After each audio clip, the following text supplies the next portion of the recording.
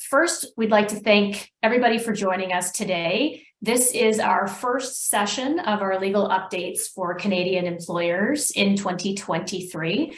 My name is Megan Russell. I'm a partner in the Toronto office. My practice deals with essentially everything touching the employment relationship, and I have a specialty in assisting federally regulated employers. I will be your moderator for the next hour, and at this time I'd like to introduce our presenters. So first we have Andy Pushalik, who is a partner in the Toronto office and also the national group lead for our illustrious employment and labor group across Canada. We also have Charles-Antoine Lessard-Tremblay, who is an associate in the Montreal office. Adrian Elmsley will be joining us. He's a partner in the Edmonton office. And Jeff Bastian will also be presenting today, who's the senior associate in the Vancouver office.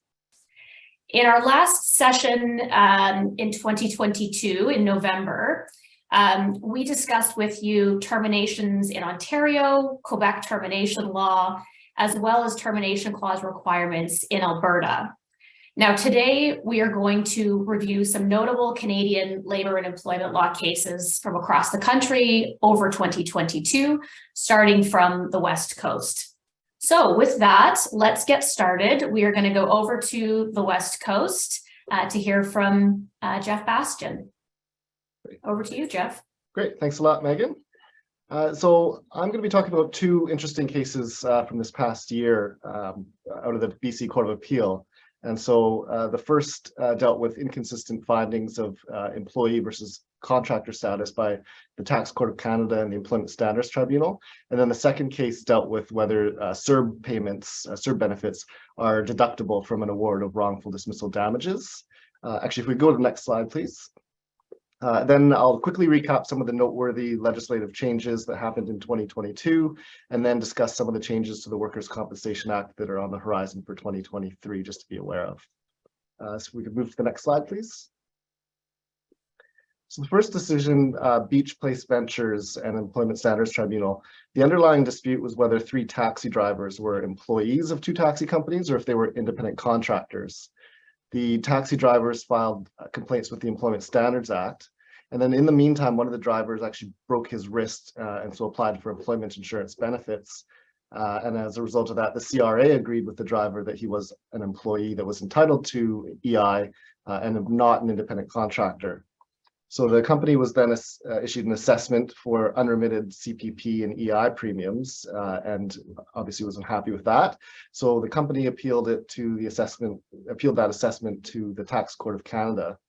The taxi driver participated in that appeal, and the Tax Court of Canada actually allowed the company's appeal and concluded that the driver was engaged in his own business venture, and so he was not an employee.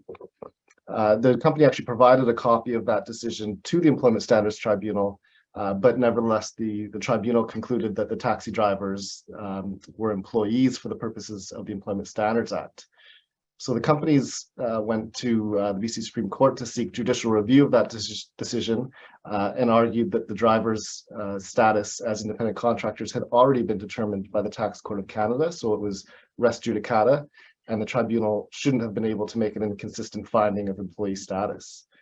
The companies also argued that the tribunal's interpretation of employee was overly expansive.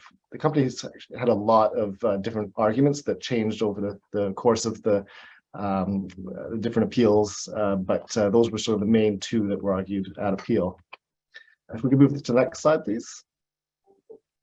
So the BC Court of Appeal dismissed the appeal and concluded that the tribunal was not bound by the earlier tax court decision because the meaning of employee must always be assessed in the context of the particular statutory scheme. And there is a well-supported distinction between the Employment Standards Act and the Employment Insurance Act. As we often see the courts note, and the Court of Appeal noted in this case as well, the Employment Standards Act is a remedial statute with policy that's focused on protecting employees. Next slide, please. With respect to the tribunal's interpretation of employee, the court rejected the company's argument that there should be a single test for what constitutes an employee in all circumstances. Instead, what constitutes an employee under the Employment Standards Act is necessarily framed by the Employment Standards Act and established case law, which indicates that there's no single conclusive test that can be universally applied. So while the common law provides interpretive context to the Employment Standards Act, it's not necessary that to interpret the Employment Standards Act in a manner that mirrors the common law. The Court of Appeal found that the tribunal properly considered the common law factors that the Supreme Court of Canada identified in the Sagaz case, which are relevant to answering the question whether the person is performing services as a person in business for their own account. And those factors, I've listed them here. They're not exhaustive, and the tribunal actually in this case also considered some additional factors such as the permanency of the relationship, the personal tax filings and registration for GST and WorkSafe BC. Next slide, please. So the takeaways from this case are that there is no single precise legal test to determine employee status. This isn't a change in the law. This is sort of what had been the case all along, but it just reaffirms that position. Secondly, the common law factors from Sagaz are properly there to provide an interpretive context for the purposes of the Employment Standards Act. And lastly, it's just important for employers to keep in mind that a court or tribunal applying one statute may reach the opposite conclusion of employee status as a court or tribunal applying a different statute. So the fact that there may be a decision in one forum that an individual is a contractor doesn't necessarily mean that that will be the same case in other forums. Next slide, please. So the second case we're going to talk about is Yates and Langley Motorsports Center. This is the case dealing with CERB benefits. And so in this case, the plaintiff employee had been placed on temporary layoff at the outset of the COVID pandemic, and she received $10,000 from the government under the Canada Emergency Response Benefit Program. And the temporary layoff eventually became to be a deemed termination under the Employment Standards Act because she wasn't recalled within the 24 weeks of layoff. For those of you in BC, you'll probably be aware that the usual time limit for layoffs under the Employment Standards Act is 13 weeks, but you may recall that during COVID, the beginning of COVID anyways, this was extended for a period of time to 24 weeks. So her employment was deemed to be dismissed, and she brought a wrongful dismissal claim where she was awarded $25,000 for 5 months of notice. But the trial judge applied a $10,000 deduction to that award due to the fact that she had received those CERB benefits. Next slide, please. So the issue here was that there was what's called a compensating advantage problem. And that occurs when a plaintiff receives a benefit that would overcompensate them beyond their actual loss. And the benefit is sufficiently connected to the employer's breach of the employment contract. So the Court of Appeal reviewed authorities dealing with when a compensating advantage benefit should reduce the damages that would otherwise be payable by the defendant employer. And that leading case there is IBM and Waterman. So while damages should usually put a plaintiff in the same economic position as they would be if the contract was performed, which would mean deducting the benefit, the Supreme Court of Canada directed in IBM and Waterman that the deductibility of the benefit depends on justice, reasonableness, and public policy. And I've underlined public policy because that's what this case really turns on. And so in terms of the deductibility of these benefits, there are recognized exceptions where the benefits received by the employee are not deductible, and those include things like charitable gifts or private insurance benefits. We can move to the next slide, please. So the Court of Appeal allowed the appeal and concluded that although there was a compensating advantage issue in this case, when they weighed the broader public policy considerations, it actually favored a decision that the CERB benefits should not be deducted. In particular, the court's view was that if there is a windfall to result from the CERB payment, then it seems better to reflect the intention of Parliament that it go to the worker instead of the employer. The court found that CERB payments, like EI benefits, are a matter between the employee and the appropriate authority, and so they don't really concern the employer.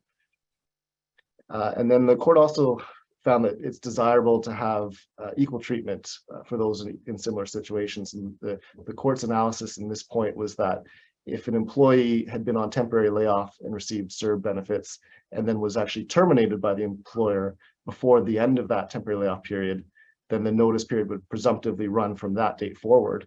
and the CERB payments received prior to that wouldn't necessarily create that compensating advantage problem.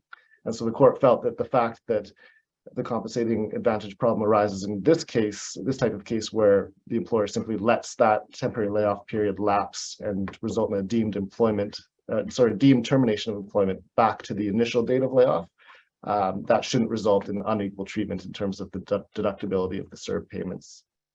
And then lastly, the CERB benefits, the court noted, were an emergency measure to mitigate the harm during what they called great uncertainty, and many people lost their livelihoods, and so they found that it would be out of step with reality to conclude that the combination of CERB benefits and the damages award would leave individuals better off if their employment was terminated.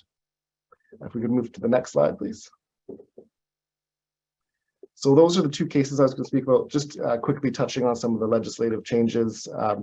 As far as many people are probably aware, in British Columbia, one of the main updates was the addition of 5 paid sick days under the Employment Standards Act. And for those with federally regulated businesses, there are recent amendments to the Canada Labour Code in December that introduced up to 10 days of paid sick leave. Another noteworthy change was to the union certification requirements under the Labour Relations Code. And so, among other things, Bill 10 introduced single-step certification if a union has signed membership cards from at least 55% of the proposed bargaining unit. So unlike before, there's now no need to have a secret ballot to ensure that more than 50% of the employees support the union. But there is still the possibility of a secret ballot if the union has between 45 to 55% of the employees who have signed union cards. And then the next slide, please. So the last thing, just looking ahead to 2023 and what's on the horizon, one thing that employers will want to be mindful of are the changes that are coming to the Workers' Compensation Act. So the biggest change will come into force by regulation on a date to be determined. So it's not entirely clear at this point what date that will be, but it's the requirement that employers who regularly employ 20 or more workers will be required to maintain employment of workers with workplace injuries for at least 2 years post-injury. And so this applies to workers who have at least 12 months of service. The amendments also introduce a duty to accommodate up to the point of undue hardship, which is a familiar concept from human rights legislation. And more particularly, if the worker is able to return to pre-injury work, then the employer must offer the same position or a comparable position with comparable wages. But if the worker is unable to return to pre-injury work, the employer must offer the first suitable work that becomes available. The revisions to the Act also will deem any termination of such workers within 6 months of their return to work to be a failure to comply with these obligations to maintain employment, unless the employer can establish that the reason for termination was unrelated to the injury. So those are some of the more important changes to the Workers' Compensation Act that are coming in 2023. I've listed a few others that will be coming in April and May. They are less impactful on employers' day-to-day management of the business, but I've listed them there just for interest's sake in any event. So with that, I will turn things over to Adrian to speak about Alberta decisions. Jeff, just before we go there, because there's a question that's timely that was just about the previous slide, and this is about the paid sick days that are now available in BC. And the question is, are the paid sick days to be, or are they available after the successful completion of the probationary period, or can the employee start accessing those paid sick days immediately once they start their employment? In BC, I believe it's a 30-day period. I'd have to double check and I can answer the rest, but I believe it is a 30-day period that after that, they are entitled to those paid sick days. Perfect. Thank you. Over to you, Adrian. Thank you, Megan. And good morning or good afternoon to everybody, depending on where you are. If we could just move on, I'm covering sort of some of the developments or some of the interesting cases from Alberta. Just before I launch into mine, I note that we dovetail a little bit into Jeff's presentation in that our Court of Appeal also recently concluded that CERB payments are not deductible. So I have a feeling that that's going to be universally accepted, but we have Court of Appeal confirmation, at least from BC and Alberta, that they won't be deducted in those provinces. So next slide, please. So the first item I wanted to talk about, which sort of happened last year, is the increase in general damage awards made by the Alberta Human Rights Tribunal. General damage awards are to compensate victims of discrimination for mental distress, injury, and loss of dignity. In the past in Alberta, these awards have been quite modest. Up until fairly recently, it was rare to see an award that was over $10,000. And that has changed a little bit over the last little while, and we saw sort of a major shift in this over the last year. The impetus behind this really is a decision from the Alberta Court of Appeal that came out in 2008, a case by the name of Walsh versus Mobile Oil. And in that case, it was the largest award that the tribunal had ever made. It was a $10,000 award for discrimination and a $25,000 award in relation to retaliation. And the Court of Appeal reviewed that award and upheld it, and in doing so made some comments regarding general damages, and stated that damage awards that do not provide for appropriate compensation can minimize the serious nature of the discrimination, undermine the mandate and principles that are the foundation of human rights legislation, and further marginalize a complainant. Inadequate awards can have the unintended but very real effect of perpetuating aspects of discriminatory conduct. And this was made in the context of an award that was for the initial complaint of $10,000. And so the court, when they upheld the award, said they were doing that, but it certainly could have been bigger. And so that has sort of been, I guess, ruminating with the tribunal. And it looks like they started to break out from that over the last 3 years. Up until, like I said, up until that point, the largest award we'd seen in Alberta was $25,000. That started to creep up. In 2021, we saw awards, the upper range had moved to $35,000. So that was the biggest awards that we saw. And then suddenly 2022 kicked in and we saw a significant increase in those awards. And I think that's exemplified by sort of the 3 examples that I've set out here, which show you sort of the direction that the tribunal has gone. The first one was Yashuk versus Emerson Electrical Canada Limited. That was a case that dealt with sexual harassment and an improper or inadequate employer investigation into that harassment. I would say in that case, the harassment was not on the high end of seriousness. It certainly was sexual harassment. It involved some comments being made showing an inappropriate video clip to an employee, but certainly not on the high end of things. So most of us were fairly surprised when we saw that the award was $50,000, which was $15,000 higher than the highest award we'd ever seen in Alberta. So that kind of got everyone's attention. That was followed by another case called Euchner versus Easy Motors Ltd. Again, this dealt with a poisoned work environment. There was a racial slur used in the workplace, but I'd note that the racial slur was not actually used towards the complainant. Just there was one comment made around the complainant, which she didn't like. And there were some belittling comments regarding the complainant's use of medications. Again, there was also an improper or inadequate employer investigation, and that's a theme through these, the tribunal has become very sensitive to employers who do not take these kinds of issues seriously and do not adequately investigate. So again, we had another award that was $50,000. And by this time, it's starting to look like a bit of a pattern. That's confirmed by the decision in McCharles versus Jayco Line Contractors Ltd. Again, this is another sexual harassment complaint. This one was, I think, more serious because it had an element of sexual assault to it. And so not as surprising that it was a $50,000 award, but again, a $50,000 award. So just to give context, there is no cap on awards under the Alberta Human Rights Act. But again, the tribunal has sort of been self-limiting with respect to those awards.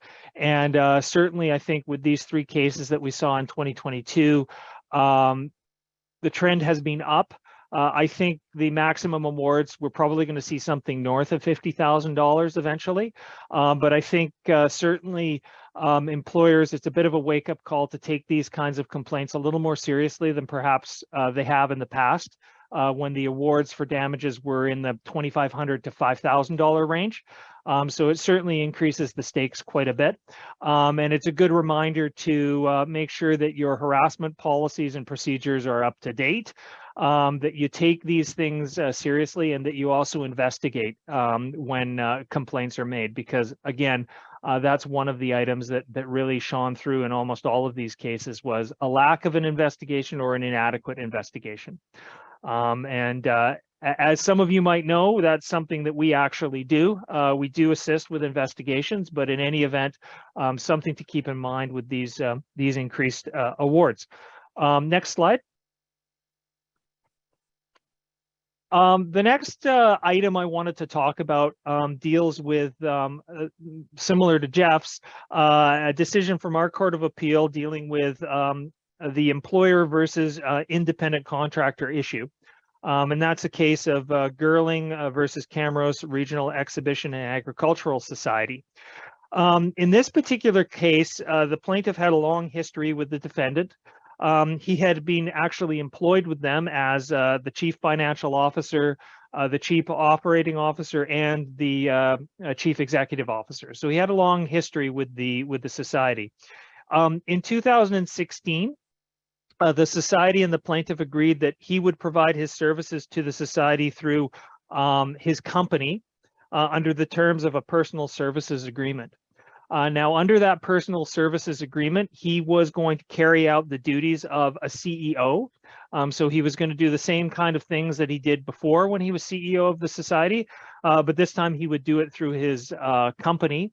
And this was a 2-year fixed term agreement. Again, they signed an independent contractor agreement with the company through which he was going to provide his services. Things obviously didn't work out, and the society terminated the relationship prior to the end of the term, alleging just cause. In response to this, the plaintiff sued, but somewhat surprisingly to the society, he sued for wrongful dismissal as an employee, claiming that notwithstanding the contract with his company, he was actually an employee of the society and was therefore entitled to the balance of his contractual entitlements, which is an odd argument considering that the contract was in fact with his company. The trial judge actually found that because of the structure of the relationship, the plaintiff was an employee despite the use of the company and the contract that was in place. This was appealed and successfully appealed on a number of grounds. The primary being the nature of the relationship. And when the court concluded that the trial judge had erred in determining that the plaintiff was in fact an employee, they gave some useful guidance as to how the courts are going to approach these kinds of disputes, and what sort of parameters they're going to use with respect to how the freedom that they're going to give people to determine what the nature of the relationship is going to be. So the first thing that the court said and reinforced, this isn't a new concept, but it's helpful to have our Court of Appeal recently say this, is that the parties' clear understanding of their legal relationship at the time the agreement is signed should be accorded significant weight, particularly when the agreement is in plain language, contains no fine print, and is not on its face oppressive, unfair, or difficult to understand. And so that's a useful starting point for companies that want to use independent contractor arrangements, and also for former employees or people who want to provide services as independent contractors.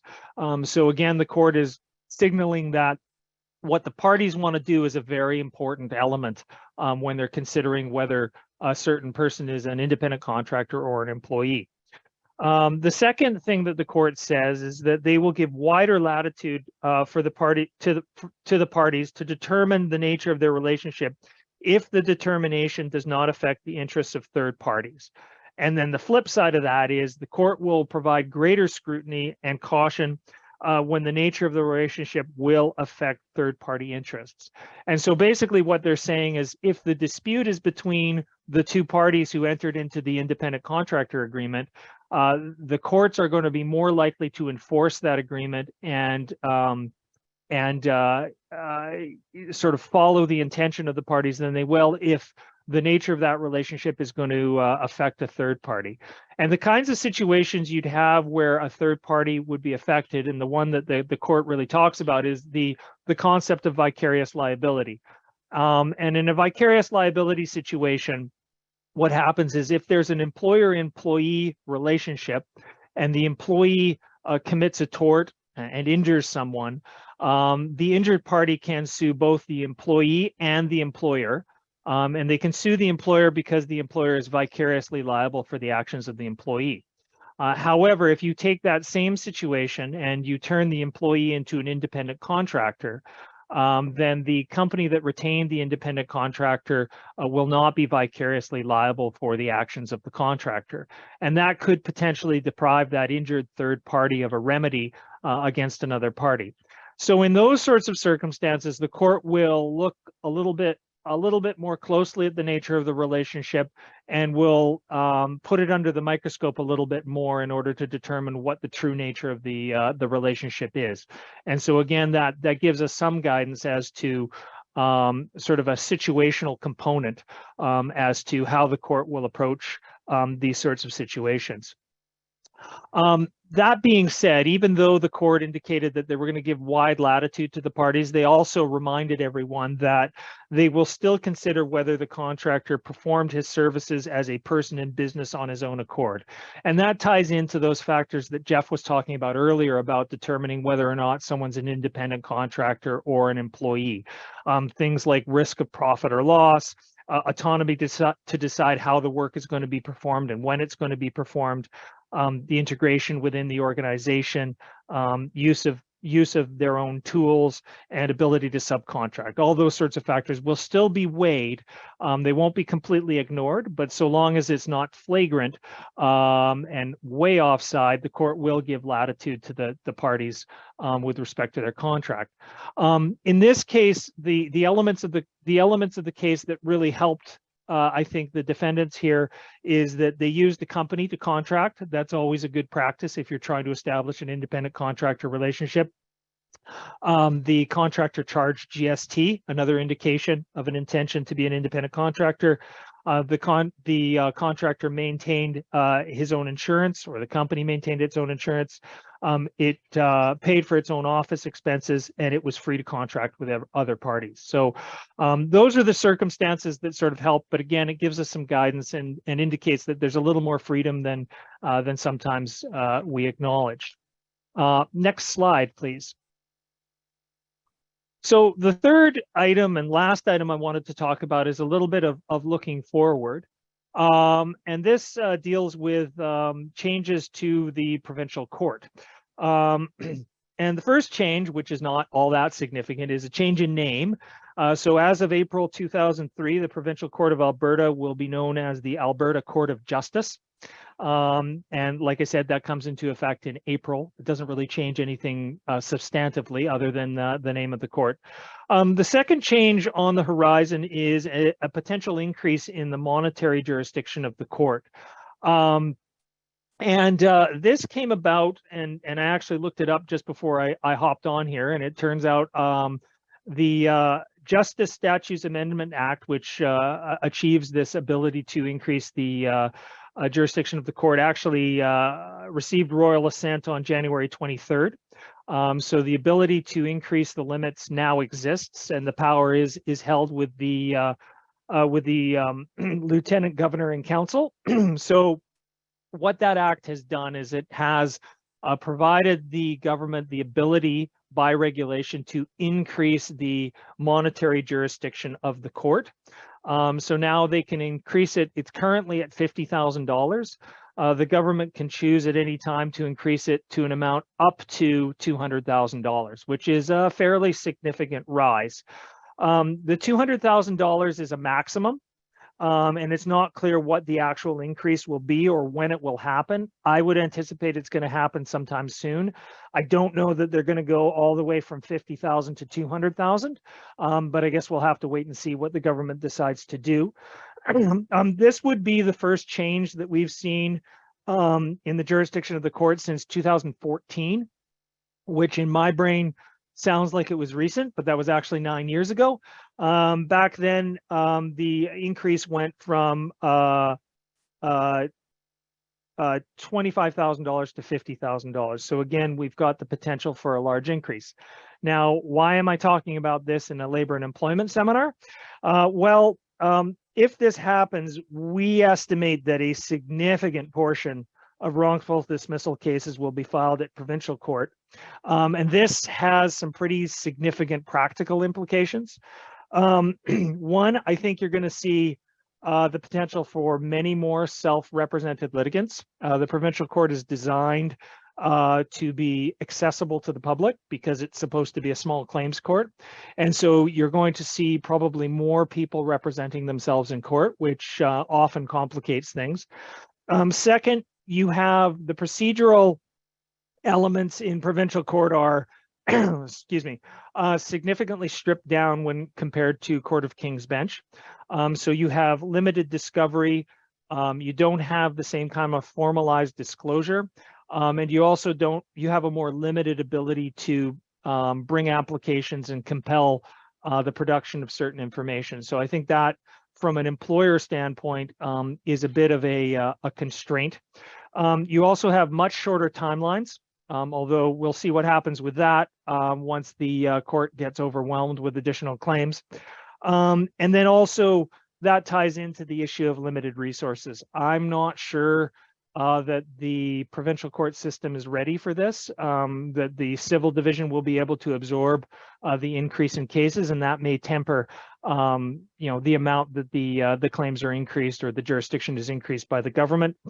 And then the third thing is, I think, vis-a-vis the quality of decisions or the type of decisions, we have a bench here in the civil division that I think deals with some wrongful dismissal matters, but they're always, by definition, low stakes. And so some of the decisions that come out of the provincial court on employment issues are not maybe what you'd expect, and maybe don't always accord perfectly with the law, but they don't get appealed very often. And so I think there might be some growing pains with respect to dealing with labor and employment issues in front of the court and the way that those decisions are made. So this is something to sort of keep our eyes peeled to. I'm interested to see what the plans are and what the increase in the jurisdictions are, but it's certainly something to keep in mind. And those are the three topics I wanted to talk about today. Great, thanks. Thanks, Adrian. Oh, thanks, Adrian. Over to you, Andy. I was so anxious to tell all of you about the not good, very bad, terrible year for employment law in Ontario. So I'm going to talk to you about two termination cases. And for those of you who were registered for our Dentones event in person, we were thwarted by weather. Rest assured, though, it has been rescheduled. And I know that we'll be putting the details about that into the chat before the end of the webinar. And looking forward to seeing those of you who are able to attend in the Toronto office in person at that event. And we'll be going over a bunch of legal developments from 2022 in what we think is a very fun format. So we go to the first slide, or the next slide here. There's a case, Henderson and Slavkin, 2022 decision in out of Ottawa. And the main takeaway here is unenforceable termination language anywhere invalidates the termination clause.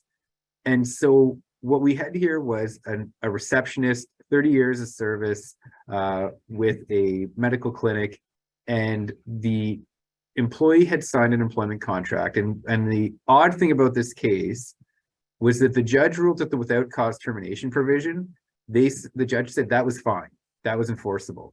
The problem was there was a conflict of interest clause and a confidentiality clause.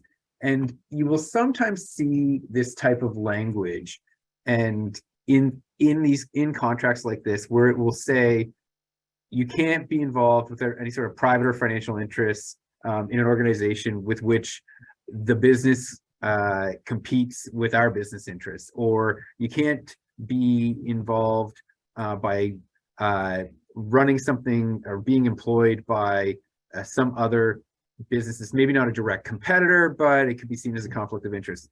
The interesting thing in this contract is that it said a failure to comply with this clause and above, and then it references the above points, constitutes both a breach of this agreement and cause for termination without notice or compensation in lieu thereof. Same thing happened in the confidentiality provision. So you had the basic, you promised to keep everything a secret language. And then it said, in the event that you breach this clause while employed by the employer, your employment will be terminated without notice or compensation in lieu thereof for cause. The problem was the court found the conflict of interest provision overly broad, ambiguous. There were a few typos, and unfortunately they were in places which made it difficult to understand exactly what the clause was getting at. And then on the confidentiality side, the judge noted, well, what if there's an inadvertent disclosure of confidential information? And what if the confidential information that's disclosed by the employee is actually not material and it's just a trivial breach? That doesn't seem right to me, that you can fire this employee for cause in either of those circumstances. And so what the judge did was relied on those provisions to strike down the termination provision. And so what happened was, instead of a much less expensive wrongful dismissal case, you had a 30-year employee who is going to be getting a much more material amount in damages. So if you go to the next slide, you can see the takeaways that we've listed here. You really now have to just be looking at those employment contracts, and this is a good time to do it. It's the beginning of the year, to make sure that there's not some sort of language outside of the termination provision that could be used by a employee side lawyer to invalidate an otherwise good employment termination provision. And so where are you going to need to look? Well, you're going to need to make sure that you're looking in, obviously, your contract, but also policies, where it says if you violate this policy, you'll be fired for cause. You're going to want to put some more flexible language in there. Similarly, compensation arrangements. So there could be something in an LTIP, there could be something in a stock option agreement, there could be something in a bonus plan where there's a reference to cause. And we already know that you need to make sure that that bonus language is tight. So you really want to make sure that you are now being very, very careful with your language. And for those of you who are joining from the US, we know that obviously the Canadian and American employment laws are dramatically different. And you can afford to have very harsh language in a lot of those American plan documents. When you're coming to Canada, whether 1 month or 10 years or longer than that, we really need to make sure that you are looking to have that language reviewed so that it actually works in Canada, and we don't have an issue where what is ironclad in the US will simply not work in this country. The next case that we'll reference, and again, if you go to the next slide, this is probably, in my view, one of the hardest cases for employers in 2022 and maybe in the last 2 or 3 years. What happened here was the employer dismissed a manager with 30 years of service for cause after he slapped a female colleague on the buttocks. And what happened is that there were so many things that made this conduct egregious, let alone just the act of an inappropriate touching. The conduct occurred 8 days after the employer had conducted workplace harassment training, and that training had specifically talked about a zero tolerance policy for harassment, including sexual advances and touching. So the employer goes ahead, fires the employee for cause. The trial judge upheld the cause, but the employee appealed. And what the employee appealed on was the idea that this was just an accident. It was in the heat of the moment, and they didn't really mean to do it. And the Court of Appeal accepted that. What they said was that when you look at just cause at the common law, it's a lower threshold than the threshold that is required to disentitle someone from their statutory termination entitlement. So if you go to the next slide, and we briefly talk about the takeaways, the key legal points that you need to be aware of is when you're talking about common law just cause, that's the argument where we just have to say, okay, the employee has engaged in some sort of conduct that is completely incompatible with fundamental terms of the employment relationship. When we talk about the test to lose your statutory termination or statutory severance pay, because those are, rights, it's a higher threshold. And the Employment Standards Act regulations talks about willful misconduct, and the judges have unpacked that language so that it is effectively meaning being bad on purpose. And there's a reference to the criminal standard in this case. And so if you think about it, first degree murder is pre-planned, it is deliberate. That's going to be the type of conduct that would provide you with the deliberate, intentional nature that's going to disentitle an employee to their statutory termination entitlements. Second degree murder lacks the intention part, and that's going to be the lower threshold of just cause. So now you're going to see a lot of employee side lawyers, I expect, to be arguing on the cause cases. Will find that you may have cause, but you certainly don't have the willful misconduct side of it. And I think what we're going to have to see is some case law develop here, where if the conduct, like what we're talking about here, was it so reckless? Was it so reckless that intention is presumed? Because you shouldn't be able to get away with the fact that you can then say, well, I actually had formed the intention to be bad. I didn't mean to do it. I obviously still think that there's a case to be made for cause terminations in Ontario, but it will be a bit trickier. Moving to the next slide and kind of trends on the horizon. I've highlighted the Working for Workers Act. Megan referenced the disconnect from working policy, as well as the electronic monitoring policy that we're still offering. This law also amended the Occupational Health and Safety Act in a couple of important places. But what's the other thing that I think employers should be considering, or at least keeping an eye on as we go into 2023? If you go to the next slide, I think pay transparency is something we're going to hear more and more about. New York and California passed pay transparency laws in 2022. There's a lot of media coverage on it. They followed Colorado, Washington, Maryland, and Connecticut, who have similar laws, and now the UK is doing a pilot scheme. So where does this leave Ontario? If you go to the next slide, Ontario has a law. Ontario already has a Pay Transparency Act, but it has never been put in force.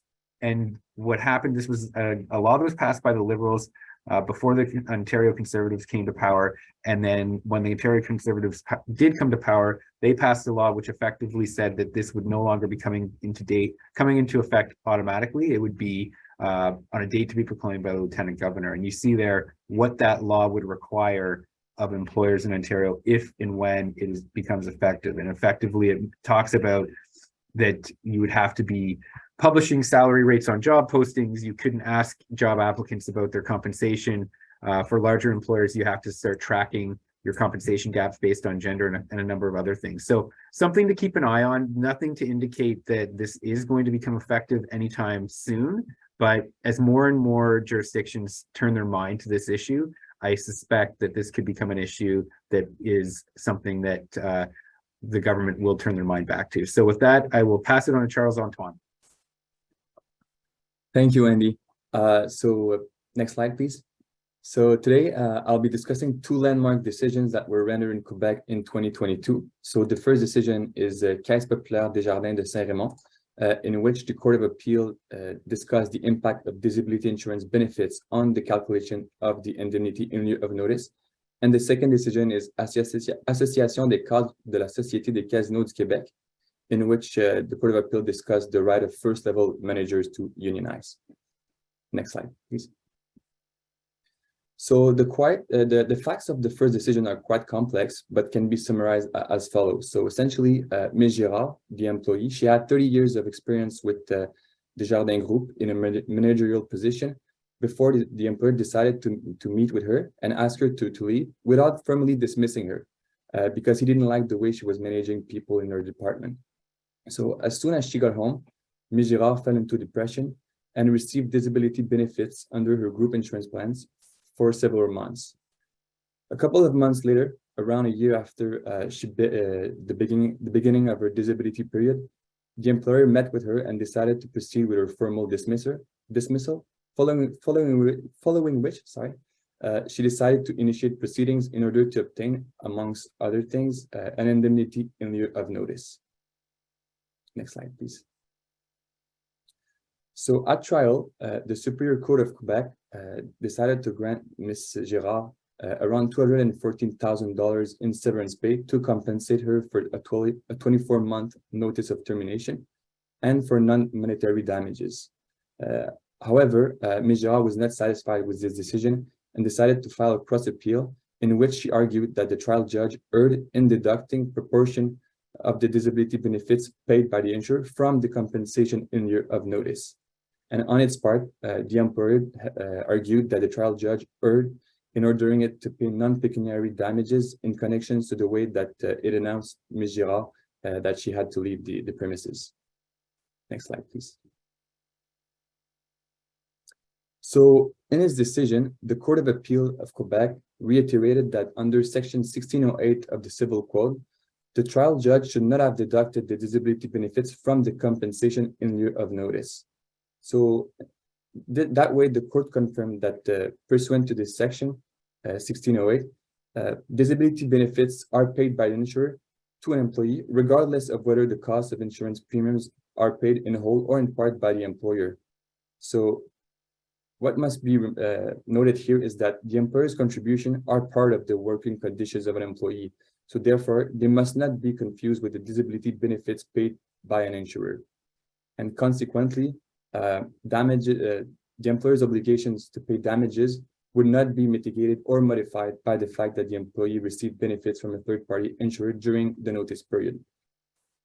However, in its final conclusions, the court still said that the situation would have been totally different had the employer not paid the insurance premiums, but rather paid the wages or part of the wages in the event of disability, because in such situation, the employee would not have received benefit from a third party insurer within the meaning of Section 1608 of the Civil Code. Next slide, please. So what's to be reminded from this decision is that basically, according to the Quebec Court of Appeal, disability benefits received by an employee following a termination are not to be deducted from the indemnity in lieu of reasonable notice, regardless of who contributes to the plan and in what proportion. So when this decision was rendered, it was quite surprising for us in Quebec, because Quebec courts have usually followed the principles that were established by the Supreme Court of Canada in Sylvester in '97, in which it held that deducting disability benefits actually ensures that all affected employees receive equal damages consisting of the salary the employee would have earned had the employee worked during the notice period. So essentially, we understand that because of Section 1608 of the Civil Code, Quebec is really distinguished from the rest of Canada on this specific issue. Next slide, please. We will now jump to the second decision, and that's quite interesting too, because in this decision, the Court of Appeal had to discuss the right of first-level managers to unionize. In this specific case, the Association des cadres de la Société des casinos du Québec filed a request for certification in order to represent certain first-level executives. And in this case, they were operations supervisors. However, the employer opposed to the request on the basis that, on one hand, executives are excluded from the concept of employee provided for in the labor code, and because giving them such status would put them in a conflict of interest. Next slide, please. So the first decision was rendered by the Administrative Labor Tribunal, which declared constitutionally ineffective the exclusion of executives from the application of the code on the grounds that this exclusion infringes on their freedom of association guaranteed by both the Canadian and the Quebec charters. However, the case was appealed for judicial review before the Superior Court, which declared applicable, valid, and operative the exclusion of executives from the concept of employee provided for in the code. However, the association was not satisfied with this conclusion, so appealed from it before the Quebec Court of Appeal. Next slide, please. So in order to render its judgment, the Court of Appeal established that it first had to determine whether the definition of employee provided for in the code, which automatically excludes any person holding a management position, validated the freedom of association guaranteed to members of the association by both the Canadian and the Quebec charters. If so, if it validated the freedom of association, well, the Court of Appeal then had to decide whether this infringement was justified on the basis of the test developed in Oaks. So just a little reminder in case you were not aware, but in Oaks, the Supreme Court of Canada developed a test to determine in what circumstances an infringement of a fundamental right may be justified under the Canadian and Quebec charters. And basically, according to this test, the restriction must be first motivated by an objective related to concerns, which would be pressing and substantial in a free and democratic society. And secondly, it must be demonstrated that the means chosen are reasonable and demonstrably justified. Next slide, please. So the Court of Appeal applied this test, and following its analysis, it restored the TAT decision and declared inoperative in the specific case of operation supervisors, the paragraph of the code that excluded them from the definition of employee, because the provision constituted a substantial and unjustified hindrance to their freedom of association. And the impacts of this decision are really important because as a result, the operations supervisors, members of the association, will now be able to benefit from certain rights protected by freedom of association, which include in particular the right to collectively negotiate their working condition, to go on strike, and also to have access to a tribunal specializing in labor law. The court obviously, the Court of Appeal was obviously aware that this decision could have a lot of impacts on the Quebec labor regime. So it suspended for a period of 12 months the inoperative nature of the exclusion of executives from the application of the code. And we believe that the purpose of the suspension was to allow the Quebec legislator to maybe find solutions or to amend the code if necessary. Next slide, please. So as I just mentioned, the repercussions of this judgment go well beyond the situation of the litigants. So as expected, the case was appealed to the Supreme Court of Canada, which agreed to hear the case. And we believe that this next decision that will be rendered by the Supreme Court will settle this debate and could have the effect of transforming the Quebec labor regime for good. The decision was not rendered yet, but rest assured that our Montreal team will stay on top of the situation and write probably and publish an article on the subject when the decision is rendered. Next slide, please. Finally, things to watch in 2023. So as you're probably already aware, the Charter of the French language was greatly modified by Bill 96 over the past year. But just a friendly reminder that you have until June 1st, 2023 to have all application forms, documents relating to conditions of employment, and training documents translated in French if they were not already available in French. And I know many of you might have questions regarding Bill 96, so feel free to reach out to one of our members of the Montreal team, and we'll be happy to assist you with this. Thank you. Thanks, Charles-Antoine. So again, mindful of the time, I'm just going to pose two questions that I see in the chat here. So the first one is for Jeff. Going back to this idea about the 5 paid sick days in BC, the question is, if we know, what was the reason to make it 5 paid days as opposed to 40 hours? If you could speak to that. Right. So just before actually answering that, just wanted to correct myself on the waiting period for the 5 sick days in BC. It's actually 90 days. Somebody pointed that out as well. Thank you for that. For the Canada Labor Code, 10 days, that's the 30-day waiting period, where after 30 days, you get 3 of the sick days and then accrue the rest of them on a monthly basis. So just to correct that. But in terms of why they went with 5 days instead of 40 hours, my assumption is that not everybody works 8 hours a day. And so the intention was to treat everybody equally by giving the same number of days off there. And that's really addressed by the pay that they're entitled to for a paid sick day is based on their average day's pay. So if somebody regularly works less than 8 hours, then their average day's pay for that paid sick day is adjusted accordingly.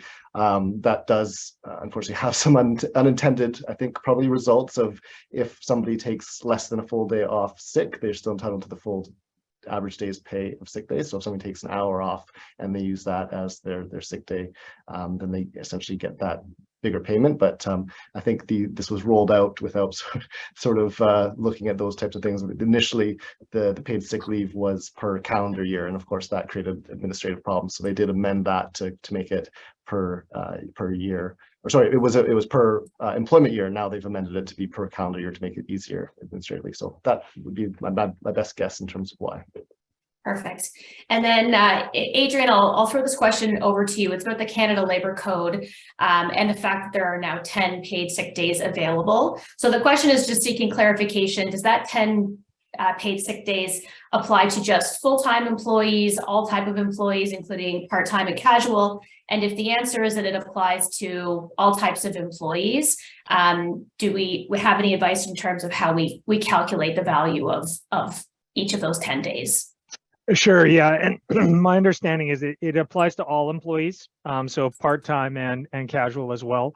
How it sort of comes about, or how that's calculated, is similar to what Jeff was talking about under the BC legislation, in that because they talk about sick days, what the employee is entitled to is their average or their daily earnings, and so the code would have a formula as to how you calculate that for part-time or casual employees, and that's what would govern. So they would be covered provided they meet the the 30-day qualifying period, and then the calculation of what they're entitled to if they take that sick day would be based on it kind of is like a pro rata sort of formula. You have to look at their average earnings and figure it out, and the code would tell you how to do that. Perfect. All right. In 60 seconds or less, I'm going to wrap this up. So a huge thank you to our speakers and, of course, our attendees. We hope that you found this session valuable and you have learned a lot about the case law that came through in 2022 across provinces. Again, in terms of the templates, the electronic monitoring policy, the disconnecting from work policy. If you do need those, reach out to your dentist's lawyer, click on the links provided in the chat or in the links that will be provided in the post-event email. Our next national webinar will take place on Friday, February 24th. So we hope to see all of you there. That invitation will be coming out in the next couple of weeks. So thank you again to everybody for attending, and I hope everybody has a great weekend. Thanks so much.